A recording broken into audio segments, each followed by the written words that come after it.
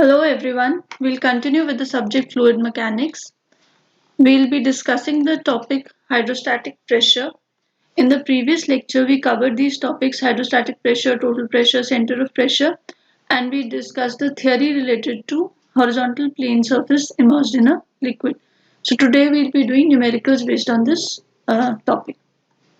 So the first numerical is a tank 10 meter by 10 meter contains water up to a height of 3 meters. Determine the total pressure on the base of the tank. So आपको क्या दे रखा है? आपको एक tank दे रखा है. आपको बोला गया है कि ये टैंक है और इस टैंक का जो बेस है, तो अब हम क्या कर रहे हैं, इस टैंक की हाइट को हमने देखा कि इसमें पानी कहाँ तक है, 3 मीटर्स तक पानी है. एरिया कितना गिवन है? एरिया गिवन है 10 मीटर्स बाय 10 मीटर्स. तो ये 10, ये डायमेंशन भी 10 है और ये डायमेंशन भी कितनी दे रखी है हमें? 10 दे रखी है. ठीक है, तो हम एरिया कैलकुलेट कर लेते हैं. तो सबसे पहले तो what will be the area of the base. हमें पूछा है base of the tank. Base of the tank means this portion. इस पोर्शन जो ये हैच्ड पोर्शन है, इस पोर्शन का मुझसे क्या पूछा गया है, इस पे कितना फोर्स या टोटल प्रेशर एक्ट करेगा. तो पहले तो एरिया ऑफ द बेस कर लेते हैं. Area of the base will be equal to 10 into 10. Area कितना हो जाएगा? 10 into 10 which is equal to 100 metre square, क्योंकि दोनों यूनिट्स किसमें है? मीटर्स में. तो मैंने इसको बोल दिया कैपिटल ए. अब हाइट ऑफ वाटर कितना हाइट है? हाइट ऑफ वाटर या जो भी लिक्विड आता है, दैट हाइट इज 3 मीटर्स. अब ये देखें अगर हम ध्यान से, तो ये जो ये सरफेस है, ये वाला, इसके ऊपर फ्री वाटर सरफेस से कितनी हाइट आ रही है हमारे पास? हमारे पास हाइट आ रही है इक्वल टू 3 मीटर्स. तो यहाँ से ये ऊपर तक कितनी हाइट आ रही है? 3 मीटर्स. तो कितना सबमर्ज्ड है ये? कितना है? 3 मीटर्स. तो आप इसको क्या लिख सकते हैं? Equal to y bar. तो हमारे पास वाई बार कितना गिवन है? 3 मीटर्स. क्लियर? अब हमें कैलकुलेट करना है कि टोटल प्रेशर कितना है. टोटल प्रेशर के लिए हमें और क्या चाहिए होता है? डेंसिटी चाहिए होती है. तो वो हमें वाटर गिवन है, तो 10 टू द पावर 3 हो जाएगा. तो टोटल प्रेशर कितना हो जाएगा? रो जी ए इंटू वाई बार. तो रो जी कितना है हमारे पास? रो जी है 10 टू द पावर 3 इंटू 9.81, क्योंकि पानी है तो 10 to the power 3. Area given है 100 और वाई बार गिवन है 3. तो सारे यूनिट्स मीटर्स में है. इसको डेंसिटी को भी अगर हम लिखें तो केजी पर मीटर क्यूब में लिए है हमने, और जी एक्सेलरेशन ड्यू टू ग्रेविटी भी 9.81 मीटर पर सेकंड स्क्वायर हो जाएगा. ठीक है, तो हमारे पास सारा कुछ मीटर्स में है. तो इसकी वैल्यू आती है कैलकुलेट करके 294300 न्यूटन. तो इसको हम क्या लिख सकते हैं? 2943 किलो न्यूटन. तो हमने यहाँ पे ये क्या कर दिया? किलो न्यूटन पे चेंज कर दिया. अब एक सिंपल सी बात है, अगर मुझे यहाँ पे कोई एच बार कैलकुलेट करने को बोले, तो मुझे पता चल रहा है कि इसका H bar, centre of pressure कहाँ पे है? इसी पॉइंट पे. फ्लैट है, ये हॉरिजॉन्टल प्लेन है, तो h bar will be equal to y bar. तो ये सिंपल सा आपका ट्रिकी क्वेश्चन हो सकता है कि जब हॉरिजॉन्टल प्लेन है, तो हॉरिजॉन्टल प्लेन के लिए h bar is equal to y bar. ठीक है, तो that is equal to 3 metres. तो सेंटर ऑफ प्रेशर भी मेरा कैलकुलेट हो गया. Am I clear? Next question देखते हैं. नेक्स्ट क्वेश्चन में बोलता है figure shows a tank full of oil, find the total pressure on the base of the tank. ये बेस ऑफ द टैंक है, ये टैंक हमें गिवन है. Weight of the oil in the tank, हमें क्या क्या ढूंढना है? टोटल प्रेशर ढूंढना है, वेट ढूंढना है, और हमें गिवन है कि टैंक का बेस कितना है? Base width. बेस विड्थ मतलब यहाँ पे तो जो इस डायमेंशन में जो वैल्यू होगी, उस डायमेंशन की वैल्यू का हमें दे रखी है 2 metre. This dimension is 2 metre. तो अब हमें देखना है कि हम कैसे इसको कैलकुलेट करें. आपको सबसे पहले तो टोटल प्रेशर कैलकुलेट करना है. तो टोटल प्रेशर कैलकुलेट करने के लिए हमें क्या चाहिए? Base area. Area of the base is equal to 2 metres into 5 metres which is equal to 10 metre square. ठीक है, फर्स्ट पार्ट तो क्लियर हो गया. अब सेकेंड पार्ट पे आते हैं. हमसे बोला गया है बेस पे कितनी हाइट है, या बेस पे हमने कितना लेके जाना है इसको। तो आपको बेस के लिए क्या करना पड़ेगा, आप प्रेशर कहाँ से कैलकुलेट करना शुरू करेंगे, फ्री सरफेस से। फ्री सरफेस कहाँ पे है, फ्री सरफेस तो यहाँ पे है। फ्री सरफेस से जब हम डेप्थ कैलकुलेट करेंगे इस हॉरिजॉन्टल प्लेन की, तो वो कितना आएगा, 3.5 प्लस 0.5, क्योंकि आपका बेस कहाँ पे, इधर है। ये वाली लाइन जो है मेरी बेस है। क्लियर, अगर मैं इसको रेड लाइन से मार्क करूं तो this is the base of my tank, this is the base. ठीक है, अब इस बेस को कैलकुलेट करने के लिए आपको फ्री सरफेस से हाइट कैलकुलेट करनी पड़ेगी। तो y bar will be equal to 3.5 प्लस 0.5 metres which is equal to 4 metres. तो ये आपको समझ आना चाहिए कि जब भी हम कोई टोटल प्रेशर की कैलकुलेशन करते हैं हम फ्री सरफेस से करते हैं। अब ये टैंक आपने ये नहीं सोचना है कि ये सिर्फ इतने से एरिया पे होएगा, पास्कल्स लॉ की वजह से सब जगह क्या हो जाएगा, इक्वली डिस्ट्रीब्यूट हो जाएगा इंटेंसिटी ऑफ प्रेशर। तो y bar is equal to 4 metres. अब प्रेशर क्या है, टोटल प्रेशर क्या है, total pressure is again equal to rho g y bar into a. पर यहाँ पे हमें ध्यान देना है कि लिक्विड क्या है, कोई ऑयल है, तो उसकी स्पेसिफिक ग्रेविटी भी कंसिडरेशन में आएगी। तो इसको मैं अगर दोबारा लिखूं तो it will be equal to S oil into density of water into specific gravity, acceleration due to gravity into y bar into a। तो S नॉट कितना गिवन है, 0.85। डेंसिटी ऑफ वाटर कितनी होती है, 10 to the power 3। Acceleration due to gravity 9.81। y bar कितना है 4, area कितना है 10। Clear, so this will calculate equal to 3333540 newton. Again मैं इसको कैसे लिख सकती हूँ, 333.54 किलो न्यूटन। अब ये जरूरी नहीं है कि आपको किलो न्यूटन में कन्वर्ट करना है अनटिल एंड अनलेस क्वेश्चन में पूछे। अगर क्वेश्चन में बोले कि किलो न्यूटन में बताओ तो आपको ये कन्वर्जन करना जरूरी है, एल्स आप यहाँ तक आंसर छोड़ सकते हैं। नेक्स्ट बोला गया है वेट ऑफ द ऑयल। तो वेट ऑफ द ऑयल कितना हो जाएगा, वेट ऑफ द ऑयल के लिए तो आपको पूरी जो वॉल्यूम है वो पहले कैलकुलेट करनी पड़ेगी। इस तरीके से 2 मीटर्स तक जा रहा है हमारा टैंक। अगर मैं रफली ड्रॉ करूं फिगर्स तो इस तरीके से हमारा टैंक 2 मीटर्स तक जा रहा है। ठीक है, ऐसे कुछ है। तो अगर हम पहले इस पोर्शन की बात करें, जो ये स्टेम पोर्शन है इस टैंक की, तो उसकी बात करें तो उसकी वॉल्यूम क्या हो जाएगी, पहले तो weight is equal to mass into acceleration due to gravity which can be written as density of, क्योंकि वेट ऑफ ऑयल है तो density of oil into volume of oil into acceleration due to gravity. Density of oil को मैं लिख सकती हूँ specific gravity of oil into density of water into g into volume। Volume क्या हो जाएगा, एरिया इंटू हाइट। तो volume calculate करते हैं पहले तो, इंटू वॉल्यूम ऑफ ऑयल। तो volume of oil will be equal to, इस पोर्शन में देखो वॉल्यूम कितनी हो जाएगी, स्टेम हाइट इंटू जो विड्थ है इंटू जो डेप्थ है। तो इसको मैं लिख सकती हूँ 2 इंटू 3.5 इंटू 0.4। ये तो आ गई स्टेम पोर्शन की वॉल्यूम। अब हमने करनी है ये बेस पोर्शन की वॉल्यूम। तो बेस पोर्शन की वॉल्यूम कितनी आएगी, प्लस टोटल वॉल्यूम प्लस हो जाएगी 5 इंटू 2 इंटू 0.5।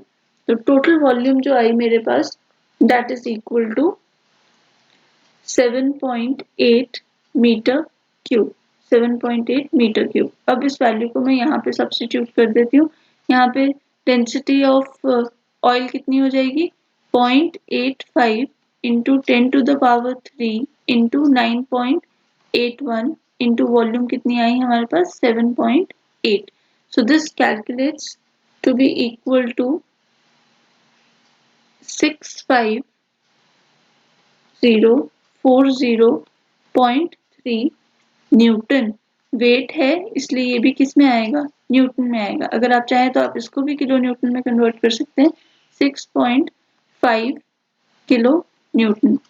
क्लियर, तो ये वेट अब ये ध्यान देना है इस क्वेश्चन में, वेट के लिए मैं एक्चुअली जो ऑयल की वॉल्यूम है उसकी कॉरस्पॉन्डिंग कैलकुलेट करूंगी, पर जब मैं टोटल प्रेशर कैलकुलेट कर रही हूँ तो मैं क्या अज्यूम कर रही हूँ कि यहाँ से यहाँ तक पूरे में क्या है, पानी है, तब जाके वो डिस्ट्रीब्यूट हो जाएगा पानी और उसकी वजह से फोर्स आएगी, या लिक्विड है उसकी वजह से फोर्स आएगी बेस पे।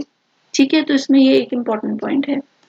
नेक्स्ट है आपका, a vessel 3 metre by 3 metre contains 1.2 metre deep oil of specific gravity 0.8. What is the intensity of pressure and total pressure at the base of the tank? So again हमें एक tank बनाना है जिसकी height कितनी है, water की height है 1.2 metres और area given है, एरिया कैलकुलेट कर लेते हैं। Area of base will be equal to 3/3 का है तो 3 मीटर्स बाय 3 मीटर्स, तो that will be equal to 9 metre square. अगर मैं इसको लिखूं यहाँ पे तो दिस इज 3 मीटर्स और जो भी इसकी डेप्थ होगी इस डायरेक्शन में वो भी कितनी है, 3 मीटर्स की डेप्थ है। ठीक, तो ये हमने लिख दिया 3 मीटर्स बाय 3 मीटर्स इस तरीके से। अब हमें गिवन है वाई बार कितना गिवन है, क्योंकि बेस के ऊपर हमने प्रेशर निकालना है तो बेस कैसा है, हॉरिजॉन्टल सरफेस है, तो y bar is equal to 1.2, तो वाई बार इस केस में हो जाता है मेरे पास 1.2 मीटर्स। पहले बोला है intensity of pressure, intensity of pressure is equal to H into rho into g. Oil दे रखा है, स्पेसिफिक ग्रेविटी कितनी है ऑयल की, 0.8, तो H कितना हो जाएगा 1.2, स्पेसिफिक ग्रेविटी कितनी है 0.8, डेंसिटी ऑफ वाटर, ये अभी तक आपको आ जाना चाहिए, डेंसिटी ऑफ ऑयल कैलकुलेट करना डायरेक्टली, इंटू 9.81, तो intensity of pressure is equal to 9417.6 newton per metre square. अब दूसरा पार्ट पूछा है टोटल प्रेशर, तो total pressure is equal to intensity of pressure into capital A, area of the base, तो हम लिख सकते हैं 9417.6 into 9 which will give me 113011.2 newton. I am sorry, ये होगा 84,758.4 newton. This will be the value of total pressure P। पहले calculation mistake हो गया था, तो प्लीज नोट 84,758.4 न्यूटन।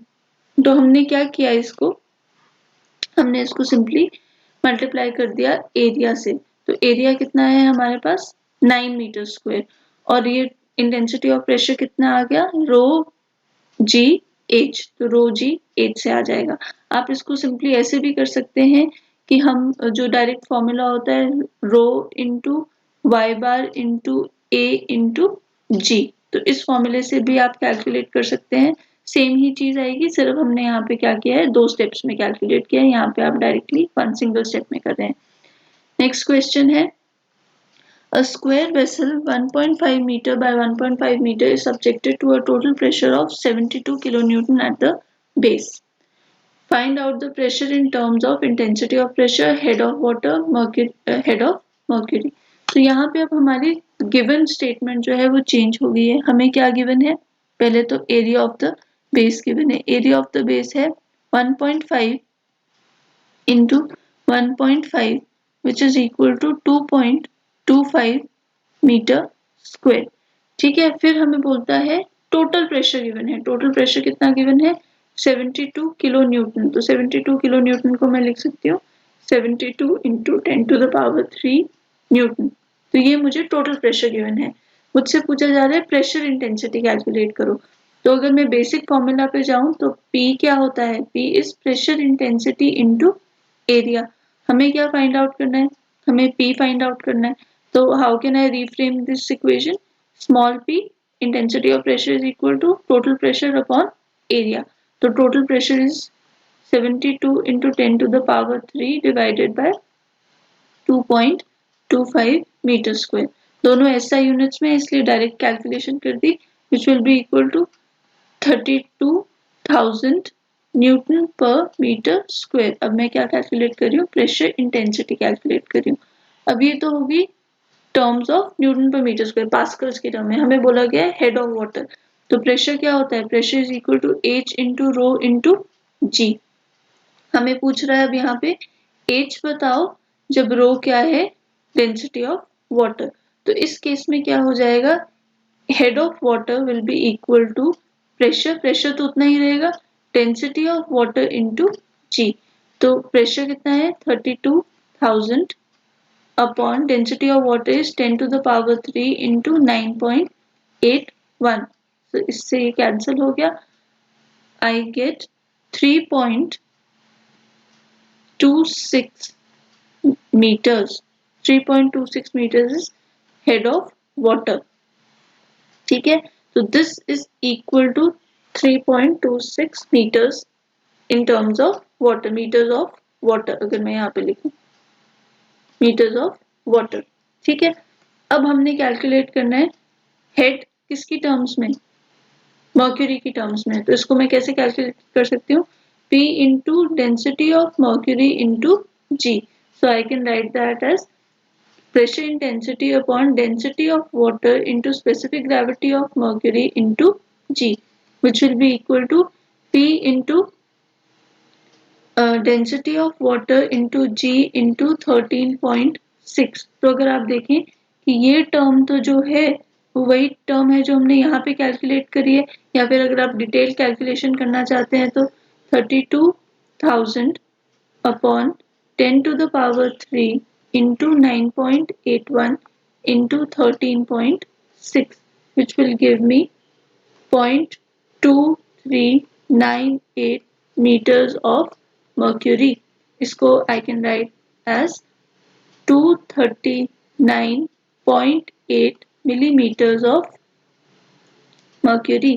अगेन अगर आप इस क्वेश्चन को देखें तो आपको पता चल रहा है कि अगर हम मैनोमेट्रिक लिक्विड वाटर यूज करते तो आपको हाइट कितनी चाहिए थी 3.26 मीटर्स, और यहाँ पे आप किसमें कर सकते हैं 23 सेंटीमीटर या 24 सेंटीमीटर्स का ही मैनोमीटर चाहिए। So this is again a reason कि हम मर्क्यूरी यूज करते हैं मैनोमेट्रिक फ्लूइड में। This is a bit of topic, but यहाँ पे बहुत क्लियरली हमें दिखाई दे रहा था ये difference. So we've calculated intensity of pressure in terms of pascals, head of water and head of mercury। So this brings us to the end of this lecture। I hope आपको numerical समझ आए हो। आप please इनको practice कीजिए। Thank you.